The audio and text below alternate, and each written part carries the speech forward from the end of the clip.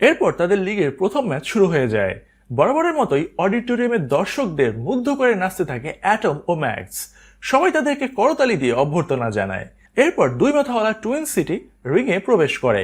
শুরু হয় হাড্ডাহাড্ডি একটা লড়াই। টুইন সিটিজের কাছে অ্যাটম টিকতেই পারছিল না।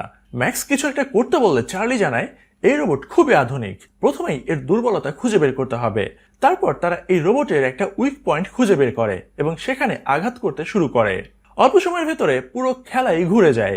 টুইন সিটি খালি খেতে থাকে। অ্যাটমের হাতে ধোলাই খেয়ে মাটিতে শুয়ে পড়ে এই রোবট। জিতে যায় অ্যাটম।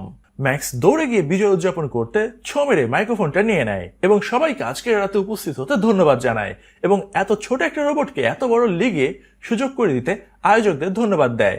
এরপর বলতে থাকে বক্সিংকে নিয়ন্ত্রণ করতে জিউসের মালিক তার রোবটকে কিনতে চেয়েছিল, কিন্তু সে বিক্রি করতে রাজি হয়নি। জিউস সম্ভবত অ্যাটমকে ভয় পেয়েছে, তাই তার খেলা বন্ধ করে দিতে চায়। এইসব বলতে থাকে।